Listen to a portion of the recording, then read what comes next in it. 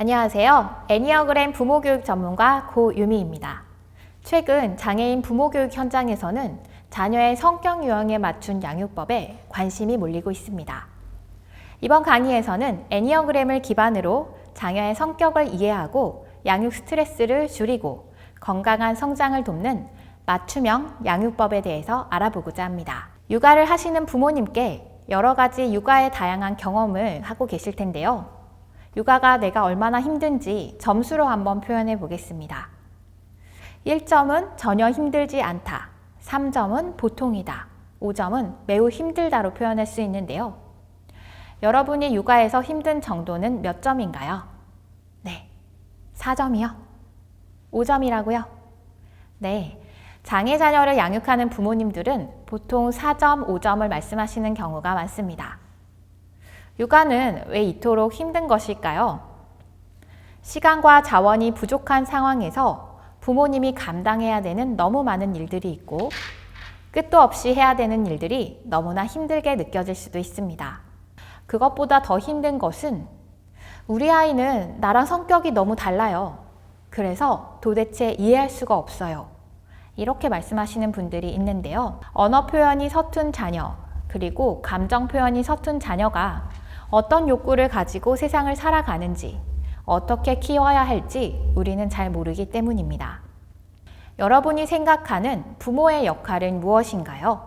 저는 부모교육 현장에서 3가지 역할을 말씀드리는데요. 네, 첫 번째는 사랑하는 것이죠. 그리고 2번째는 가르치는 것입니다. 그럼 3번째는 뭘까요? 바로 아이의 성격을 이해하는 것입니다. 부모의 역할에서 가장 기본이 되는 것은 사랑을 주고 양육을 하는 일이죠. 그리고 식습관과 예의 범절, 인사 습관을 가르치는 것도 중요한 교육입니다. 그리고 사랑하는 것과 가르치는 것이 잘 되려면 무엇보다 아이의 성격을 이해하는 것이 중요합니다. 아이가 혼자만의 시간을 중요하게 생각하면 그 시간을 존중하는 것이 사랑이 될 수 있고, 아이가 에너지가 넘치고 활발하게 논다면 운동을 하고 신나게 놀아주는 것이 사랑이 될 수 있습니다. 결국 아이의 성격 유형에 따라서 사랑하는 방식도 가르치는 방식도 달라진다는 뜻입니다. 아이의 성격을 이해하지 못하면 사랑하는 것과 가르치는 것이 모두 힘들 수가 있습니다. 왜냐하면 부모가 하는 방식이 아이가 원하는 방식이 아닐 수 있기 때문이죠. 그래서 부모로서 가장 중요한 일 중 하나는 아이의 고유한 성격을 이해하고 그에 맞는 사랑과 지지를 제공하는 것입니다. 이번 강의는 애니어그램이라는 성격 유형 도구를 활용해 자녀와 부모님의 소통과 이해를 돕고 자녀 성격 맞춤 양육을 할 수 있도록 마련했습니다. 애니어그램은 총 9가지 성격 유형으로 인간의 기본 성향을 분류하는 도구입니다. 각 유형은 생각과 행동 그리고 감정의 패턴에 특징을 가지고 있는데요. 자녀의 애니어그램 유형을 알고 있으면 자녀가 그런 상황에서 왜 특정 행동을 하는지, 어떤 상황을 편안해하는지, 또 어떤 상황을 불편해하는지 이해할 수가 있어 양육에 큰 도움이 될 수 있습니다. 자녀를 양육할 때 장애의 특성뿐만 아니라 이 성격에 따른 차이를 함께 이해합니다. 부모교육 현장에서 부모님들을 만나면 선생님, 저희 아이는 아무리 사회성 훈련을 해도 결국에는 혼자서만 놀아요. 이렇게 말씀하시는 부모님도 있고요. 선생님, 저희 아이는 하루 종일 돌아다니고 앉아있는 시간이 1분도 없어요. 이렇게 말씀하시는 부모님도 있습니다. 부모님들은 이것을 장애의 특성이라고 생각하기 쉬운데요. 이것은 장애 특성이 아니라 그 아이의 성격 특성일 수도 있습니다. 이것을 장애 특성이라고 생각하면 고쳐야 할 것이라고 생각하지만 아이의 고유한 성격 특성이라고 이해하면 수용할 수가 있겠죠. 이렇게 아이는 모두 저마다의 고유한 색깔을 타고나기에 이처럼 행동에 대한 특성도 감정에 대한 반응도 모두 다른 것입니다. 예를 들어 어떤 아이는 혼자만의 시간이 필요하고 내성적인 반면 또 어떤 아이는 감정이 풍부하고 사람들과 뛰어노는 것을 좋아하기도 하는데요. 이런 특성을 존중받아야 자녀가 안정감을 느끼고 잘 성장할 수가 있습니다. 실제 현장 강의에서는 애니어그램을 45문항 검사지로 사용하는데요. 오늘은 좀 더 간편하게 할 수 있는 검사지를 준비했습니다. 9가지 성격 유형을 나타내는 문장들이 있는데요. 이 4개의 문장 중에서 아이의 특성을 나타내는 문장이 몇 개인지 세어보시고 가장 많은 문항의 개수가 나온 유형이 내 아이의 유형이라고 보면 되겠습니다. 제가 읽어드리는 문장을 들으면서 우리 아이는 9가지 유형 중에서 몇 번째 유형인지 한번 찾아보세요. 자, 지금부터는 종이와 펜을 준비하시고 1번 유형은 3개, 2번 유형은 4개 이런 식으로 개수를 세어보시면 되겠습니다. 자, 그럼 지금부터 시작해 볼까요? 자, 1번 유형은요. 정리정돈을 잘하고 맡은 일을 규칙대로 완벽하게 하려고 해요. 잘못되거나 불공정하다고 생각하는 것을 보면 그냥 지나치지 못하고 지적하려고 해요. 자신이나 다른 사람에게 높은 기준을 적용하고 실수에 대해서는 스스로 질책하는 경향이 있어요. 양심적이고 책임감이 강해서 해야 할 일을 빠짐없이 해내려고 해요. 다음은 2번째 질문지로 가보겠습니다. 주변 사람들을 잘 돕고 배려하며 다른 사람의 기분이나 필요를 잘 알아차려요. 칭찬이나 사랑받는 것을 기뻐하고 자신에게 관심을 보여주면 행복해해요. 자신보다는 친구나 가족을 먼저 생각하고 누군가를 위해 희생하는 것을 마다하지 않아요. 친밀한 관계를 중요하게 생각하며 사람들과 잘 어울려 지내요. 다음은 3번 문항지로 가볼까요? 목표를 세우면 열정적으로 노력하고 결과가 좋으면 자랑스러워해요. 남들 앞에서 멋진 모습을 보여주려 하고 칭찬과 인정받는 것을 좋아해요. 어떤 상황이든 잘 적응하고 능숙하게 해내는 모습을 보여요. 에너지가 넘치고 빠르게 움직이며 자신의 능력을 증명하는 것을 즐겨요. 다음은 4번 문항으로 가보겠습니다. 자기만의 생각이나 감정이 뚜렷하고 남들과 다른 독특한 개성을 가지고 있어요. 감정 표현이 풍부하고 섬세하며 슬픔이나 기쁨을 느끼고 잘 표현해요. 미술, 음악, 글쓰기 등 예술 분야에 관심과 재능을 보여요. 가끔 자신이 남들과 좀 다르다고 느끼며 외로움을 타기도 해요. 다음은 5번 문항으로 가보겠습니다. 궁금한 것이 많고 혼자 집중해서 무언가를 탐구하고 배우는 것을 좋아해요. 다른 사람들과 어울리기보다는 조용히 관찰하거나 책 읽는 시간을 즐겨요. 감정 표현이 많지 않고 중요한 결정을 내리기 전에 충분히 정보를 모아요. 자신만의 공간이나 시간을 중요하게 생각하고 간섭받는 것을 좋아하지 않아요. 다음은 6번 문항으로 가보겠습니다. 늘 조심성이 많고 혹시나 하는 걱정이 많아 안전하고 예측 가능한 것을 선호해요. 약속을 잘 지키고 한 번 마음을 연 사람에게는 매우 충실해요. 믿을 만한 사람이나 규칙에 따르기를 원하고 불안감을 느끼면 질문을 많이 해요. 자신이 속한 집단이나 가족에 대한 책임감이 강하고 공동체를 중요하게 생각해요. 다음은 7번 문항으로 가보겠습니다. 늘 밝고 에너지가 넘치며 재미있고 새로운 것을 찾아 끊임없이 시도해요. 다양한 경험을 하고 싶어하고 지루하거나 따분한 것을 참지 못해요. 낙천적이고 긍정적이며 어려움도 유쾌하게 넘어가려 해요. 여러 가지 일을 동시에 벌이거나 한 가지 일에 오래 집중하기 어려워할 때도 있어요. 다음은 8번 문항지로 가보겠습니다.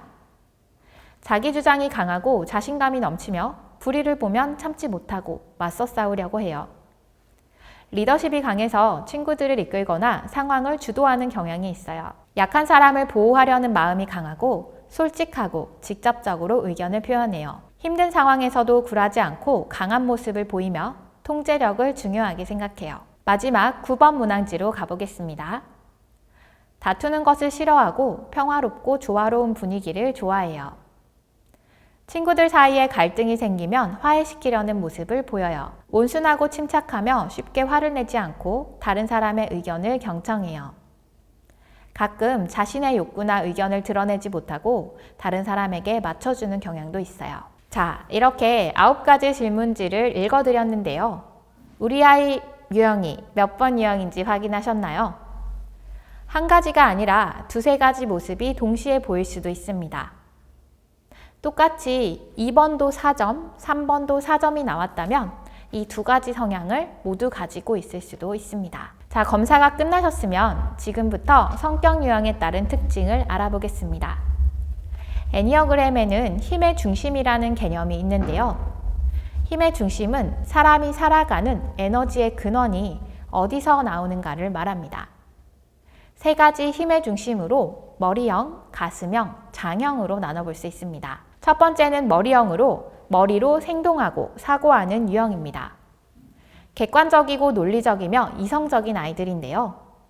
정보 수집과 계획을 세우는 것을 중시하며 자신의 공간이 존중받을 때 안정감을 느낍니다. 특히 내성적인 아이들이 많아 새학기에 친구 사귀기가 어려울 수 있고 개인적인 공간과 시간을 중요하게 생각하는 경향이 있습니다. 두 번째는 가슴형으로 2번, 3번, 4번 유형이 해당하며 마음으로 느끼고 행동하는 감성파입니다. 따뜻하고 친절하며 주변 사람들의 관심과 인정을 받을 때 본인이 존중받는다는 느낌을 가지는데요. 이들은 주변의 평가와 의견에 민감할 수 있습니다. 제가 초, 중, 고등학교 특수학급에서 건강교육과 성교육을 진행하고 있는데요. 이렇게 가슴형의 아이들은 특히 처음 오는 선생님이 너무 반가워서 우와, 선생님 예뻐요. 선생님 좋아요. 이렇게 얘기하고요. 좀 더 친해지면 선생님 사랑해요. 이렇게 하트를 날려주는 경우도 있습니다. 좋고 싫음, 기쁨과 슬픔을 표정과 몸짓으로 자유롭게 표현하는 아이들이죠. 수업 시간에 선생님의 얼굴을 예쁘게 그려주고 하트 모양까지 그려서 사랑 고백 편지를 써주는 아이들인데요. 3달 정도 꾸준하게 수업을 진행하면 마지막에 헤어지는 날 너무나 아쉬워서 눈물을 보이는 아이들, 바로 가슴형의 아이들입니다. 너무나 사랑스럽죠? 세 번째는 장형인데요. 8번, 9번, 1번에 해당하는 아이들입니다. 생각이나 느낌보다는 바로 행동이 앞서는 아이들인데요. 몸의 감각을 잘 느끼기 때문에 배가 고프거나 잠을 못 잤거나 컨디션이 안 좋으면 짜증을 내거나 화를 낼 수 있습니다. 예를 들면 특수학급에 처음 방문했을 때 안녕하세요 라는 인사말도 없이 갑자기 와서 손을 잡거나 제 노트북을 만져보는 아이들이 있는데요. 그리고 발표 수업을 할 때는 말보다 행동이 앞서서 먼저 칠판 앞으로 나오는 아이들도 있습니다. 저는 초등학생 아이들과 그림책 수업을 진행한 적이 있는데요. 여기서 머리형, 가슴형, 장형에 따라 같은 그림을 보고도 다른 해석을 하는 신기한 장면을 보았습니다. 다음 그림은 무엇일까요? 네, 사도세자가 뒤주에 갇혀서 죽는 장면인데요. 아이들과 하브루타 그림색 수업을 하면서 어떻게 반응하는지 관찰했던 적이 있습니다. 같은 그림을 보고도 아이들은 각각 다른 관점에서 질문을 했는데요. 첫 번째 아이는 죽음의 원인을 궁금해하면서 저 사람은 배가 고파서 죽었을까? 산소가 부족해서 죽었을까? 이렇게 질문을 했습니다. 이것은 머리형 아이들의 특징인데요. 이 상황에서 사람이 죽은 이유가 궁금해서 질문하는 아이들이죠. 두 번째 아이는요. 저렇게 어린 나이에 죽다니 너무 슬프다 이러면서 눈물을 글썽이기도 했어요.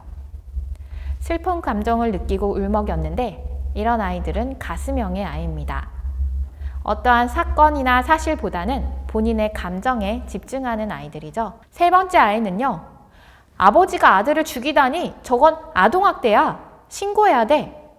이렇게 화내는 친구가 있었는데요. 바로 행동하는 유형, 장형에 속합니다. 그림책 속의 상황을 아동학대로 판단하고 분노의 감정을 표출하며 행동으로 옮기는 아이들입니다. 이렇게 같은 장면을 보고도 아이들마다 반응이 다른 것은 이 아이들의 힘의 중심과 성격 유형이 다르기 때문일 수 있겠죠. 이렇게 애니어그램의 3가지 힘의 중심, 머리형, 가슴형, 장형에 대해 알아보았습니다. 그러면 9가지 성격 유형별로 자녀 성격 맞춤 양육법은 어떻게 해야 하는 걸까요? 첫 번째 유형은 완벽주의를 추구하는 꼼꼼이입니다. 세심하고 책임감이 강한 모습이 특징인데요. 이 유형의 아이는 규칙을 잘 지키고 바르게 살고자 하는 욕구를 가지고 있습니다. 예를 들어 책꽂이에 동화책을 꽂았는데 거꾸로 꽂혀 있거나 삐뚤어져 있으면 다시 정리한 후에 잠자리에 듭니다. 신호등도 잘 지키고 줄을 서는 규칙을 잘 지키는데요. 반면에 놀이하는데 반칙하는 친구가 있거나 긴 줄을 서고 있는데 갑자기 새치기 하는 친구가 있으면 화가 날 수가 있겠죠. 이 꼼꼼이 아이들은 매우 높은 기준을 가지고 생활합니다. 공정을 중요하게 생각하고 놀이에서 반칙하는 친구를 지적하게 되는데요. 규칙을 지키지 않으면 실망하고 약속을 어기면 문제를 제기합니다. 자신과 타인에게 모두 높은 기준을 적용하며 완벽을 추구합니다. 이러한 특성으로 실수를 두려워할 수 있고 완벽하지 못할 때에는 좌절하는 경향도 있습니다. 질서와 규칙을 중요시해 정돈되고 명확한 지시를 선호합니다. 이런 아이를 키울 때 주의할 점은 실수에 대한 두려움을 줄여주고 완벽하지 않아도 사랑받을 수 있다는 메시지를 전달하는 것입니다. 실수를 통해 배우는 경험이 훌륭함을 알려주고 결과보다는 노력을 칭찬하는 것이 중요합니다. 다만 이런 완벽성과 꼼꼼함은 융통성의 부족으로 나타날 수 있기 때문에 때로는 다양한 관점이 존재함을 알려주는 것이 좋습니다. 또한 내면의 분노와 스트레스가 있을 수 있어 건강한 감정 표현의 방법을 알려줘야 합니다. 언어로 표현이 어려울 때는 감정일기나 그림카드, 감정카드를 표현해서 감정을 잘 표현할 수 있는 기회를 주는 것도 좋은 방법입니다. 두 번째 유형은 도우미인데요. 따뜻하고 친절한 도우미형 아이로 타인을 돕는 데서 기쁨을 느낍니다. 친구나 가족들을 잘 도와주고 사랑받고자 하는 욕구가 강합니다. 따뜻하고 배려심이 깊은 이 아이들은 칭찬과 사랑을 받으면 행복해하고요. 다른 사람을 돕는 일에 보람을 느끼는데요. 친구나 가족을 돕는 것을 기뻐하고 누군가의 필요를 채워줄 때 만족감을 느낍니다. 예를 들면 7살 남자아이가 유치원 선생님이 감기에 걸려서 목이 아픈 것을 봤는데요. 엄마한테 가서 이렇게 말합니다. 엄마, 보온병에 따뜻한 보리차를 담아줘요. 우리 선생님이 감기에 걸렸거든요. 네, 7살이 이렇게 선생님을 챙기는 사례, 너무나 기특하죠? 간식을 챙길 때도 자기 것만 챙기는 것이 아니라 친구 것을 함께 챙겨주는 아이들, 그리고 어려움에 처한 친구를 잘 도와주는 아이들입니다. 집에서는 청소나 설거지 등 집안일을 돕기도 하는데요. 이 도우미 유형의 아이들을 양육할 때 무엇보다 중요한 것은 너는 무엇을 도와주지 않아도 충분히 사랑받는 존재야. 이것을 말로 표현하는 것이 중요합니다. 이 유형의 아이들에게 필요한 것은 바로 자기 돌봄인데요. 타인을 돕기 전에 자신의 욕구와 감정을 먼저 알아차리는 방법을 알려주는 게 중요합니다. 세 번째 유형은 성공이입니다. 성공해서 인정받고 싶다는 욕구를 가지고 있습니다. 공부를 잘하거나 학급에서 반장을 하거나 뛰어난 성과를 내고 인정받고 싶은 욕구가 큽니다. 가끔은 장애 자녀가 운동을 잘해서 꾸준히 시키는 경우를 볼 수가 있는데요. 이런 친구들은 목표가 생기면 몰입하는 힘이 대단한데요. 수영대회나 태권도 대회에 나가서 상을 타오는 일도 있습니다. 어릴 때부터 구체적인 목표를 세우고 도전하는 것에 열정적입니다. 칭찬과 인정에 민감하며 경쟁에서 이기는 것을 중요하게 생각하는데요. 때로는 실패를 두려워하기 때문에 내가 성공하지 못할 것 같으면 아예 포기하는 경우도 있습니다.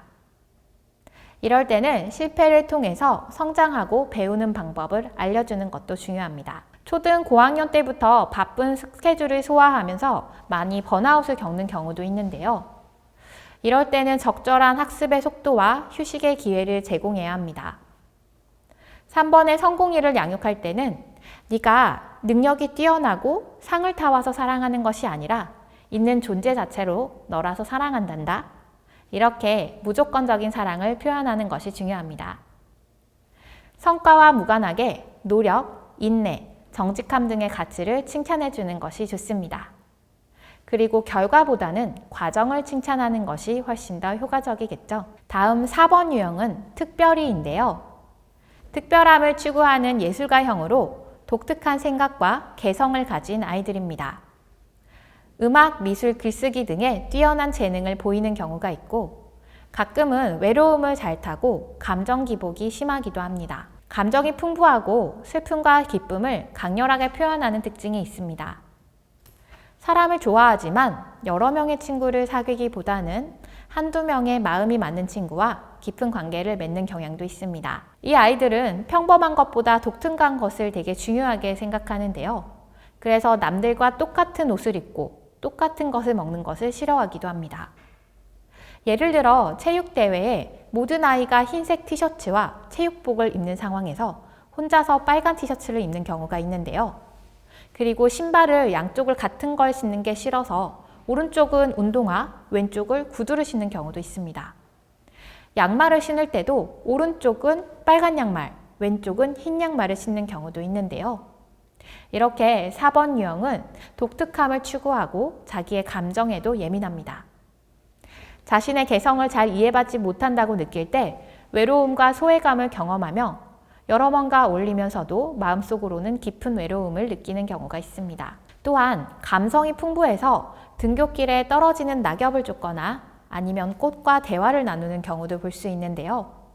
실제로 이 4번 유형의 아이를 키우는 부모님은 등굣길에 아이가 매일 꽃과 대화를 나누면서 지각을 하기도 했다고 해요. 그래서 이 아이의 성격 특성을 고려하여 매일 등굣길에 20분씩 일찍 나갔다고 합니다. 아이가 20분 동안 꽃과 이야기하고 대화 나눌 시간을 충분히 줬고요. 그리고 나서 학교에 갔더니 이제는 지각을 하지 않는다고 해요. 아이가 감정을 안전하게 표현할 수 있는 공간을 마련해주고 독특한 표현 방식이나 창의성을 지지해주는 것이 좋습니다. 4번 아이 양육의 핵심은 감정을 존중하고 공감하는 것입니다. 아이가 겪는 감정의 깊이를 모두 다 이해할 수는 없지만 그래도 존중해주는 것이 필요하겠죠. 아이가 감정을 안전하게 표현하는 공간을 마련하고 독특한 표현 방식이나 창의성을 지지해주는 것이 좋습니다. 혹시나 예술가의 기질을 보인다면 미술관이나 음악 감상 등 창작의 기쁨을 함께하며 아이의 개성을 인정하고 성장시키는 기회를 제공합니다. 5번째 유형은 궁금이인데요. 이 아이들은 그것이 알고 싶다, 매우 궁금해하는 욕구를 가지고 있습니다. 호기심이 많아서 혼자서 집중해서 탐구하고 배우는 것을 좋아하는데요. 기쁘고 슬픈 감정의 표현은 크지 않으며 조용하게 혼자 관찰하고 책 읽기를 즐깁니다. 자신의 공간과 시간을 중요하게 생각하고 타인의 간섭을 싫어하기도 합니다. 이런 아이는 사회성 훈련을 하고 또래 아이들과 어울려 놀 수 있는 기회를 주어도 여전히 혼자서 노는 경우가 있는데요. 5번 유형의 아이들은 사람들이 있을 때 에너지를 많이 뺏기고 혼자 있는 공간에서 에너지를 충전하는 아이입니다. 책 읽기와 관찰을 좋아하며 충분한 정보 수집 후에도 결정을 내리기 어려운 경향도 있습니다.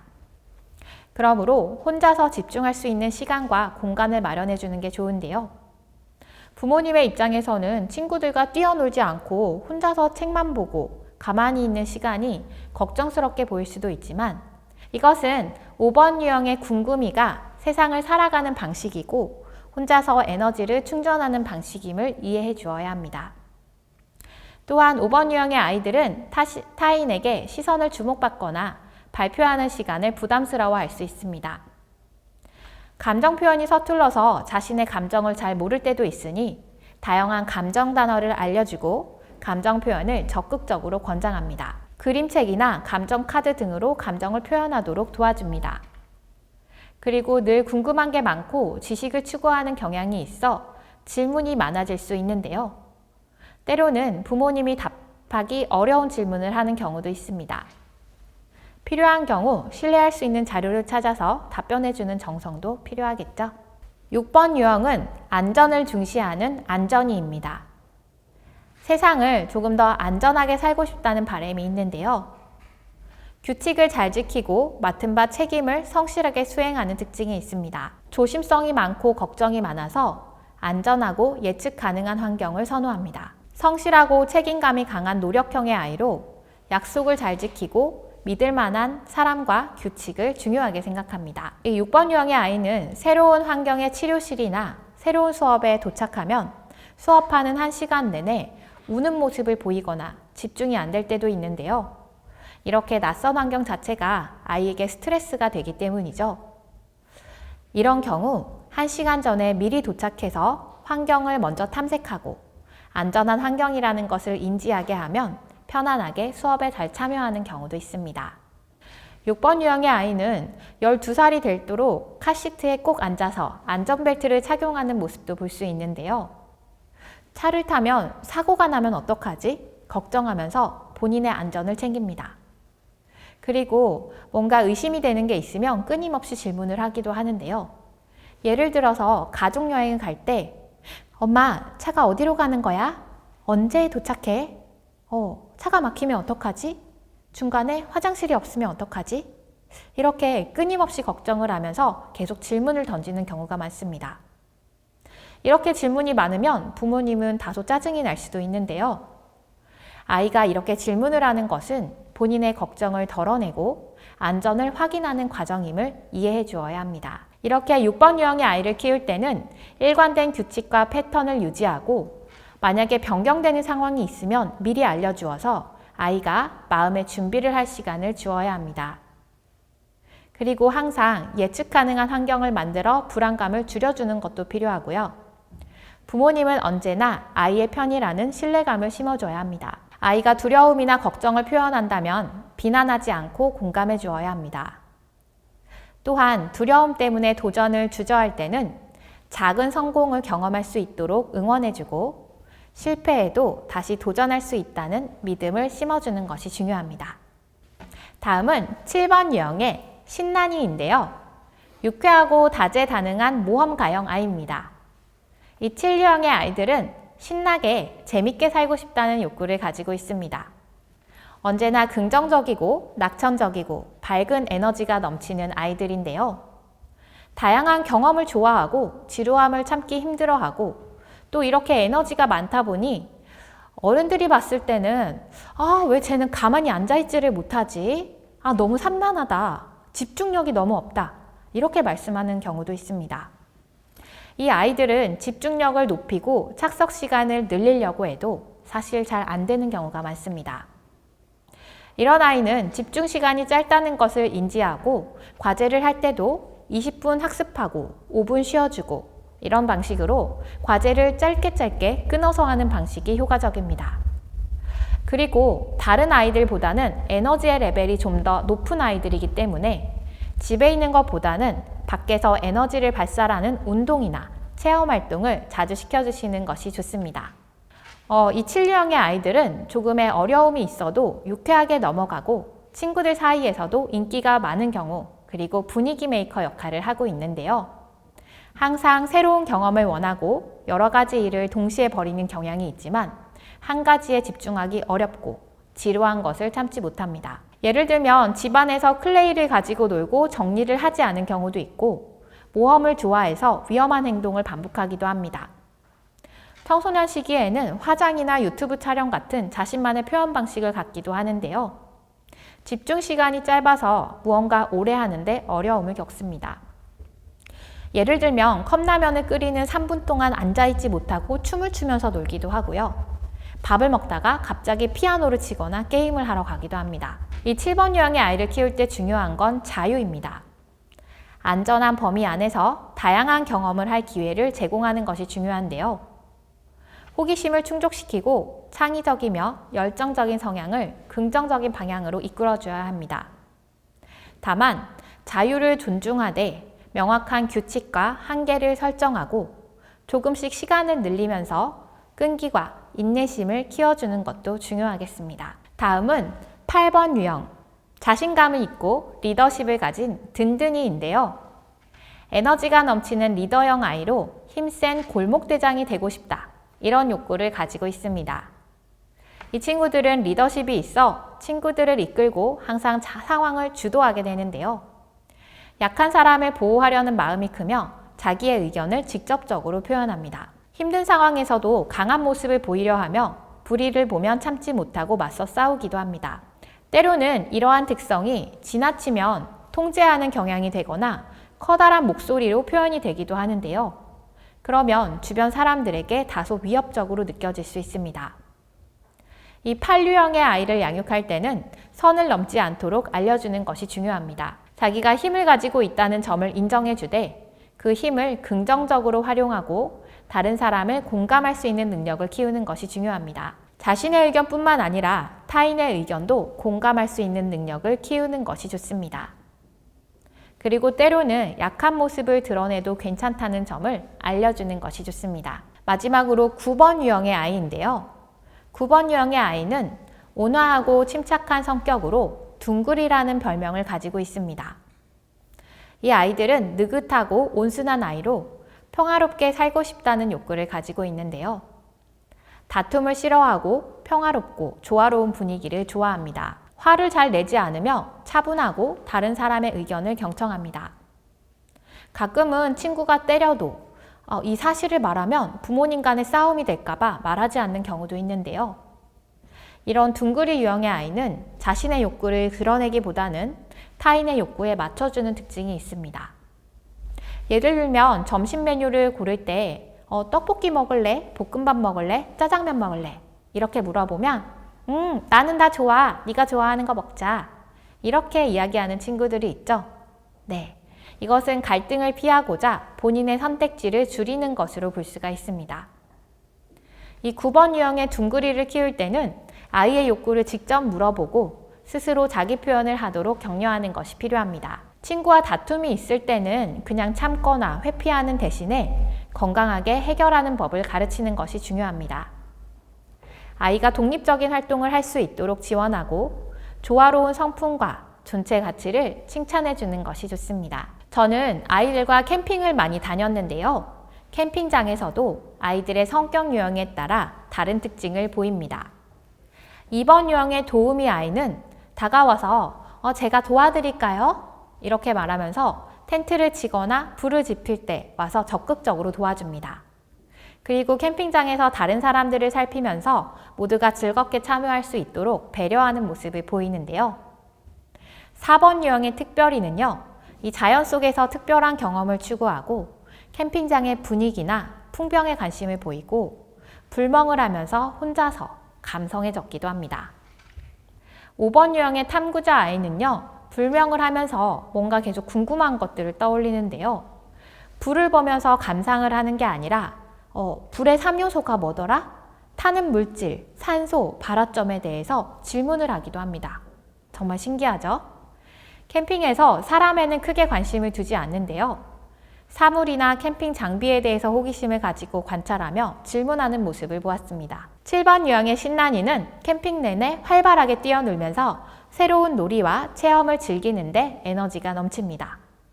그리고 9번 유형의 둥그리 아이는요, 매 끼니 맛있는 음식을 먹고 텐트에 들어가서 뒹굴뒹굴 노는 모습을 볼 수가 있습니다. 이렇게 캠핑을 즐기는 방식도 아이들마다 다른 것처럼 삶을 살아가는 방식도 아이들마다 다를 수가 있습니다. 이번 시간에는 애니어그램 유형 특성에 따른 자녀 성격 맞춤 양육법에 대해 알아보았습니다. 육아를 하다 보면 이상하게도 다른 집 아이는 장점만 보이고 우리 집 아이는 단점만 보일 때가 있는데요. 그럴 때는 꽃을 보듯 너를 본다.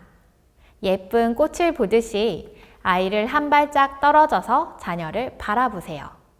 그러면 그동안 찾지 못했던 예쁜 모습들이 보일 것입니다. 모든 아이는 고유하고 특별한 존재이며 타고난 성격을 존중할 때 건강한 성장을 할 수가 있습니다. 제가 앞에서 좋은 부모의 조건 3가지 말씀드린 게 기억나시나요? 첫 번째, 아이를 사랑하는 것. 두 번째, 아이를 가르치는 것. 세 번째, 아이의 성격을 이해하는 것입니다. 이미 첫 번째와 두 번째를 너무나 잘 하고 계신 부모님들, 오늘 아이의 성격을 이해하는 것까지 실천하시면 최고의 부모님이 될 수 있습니다. 오늘의 강의가 자녀의 성격을 이해하고 성격 맞춤 양육을 하는데 도움이 되기를 바랍니다. 여러분의 행복한 육아를 응원하겠습니다. 감사합니다.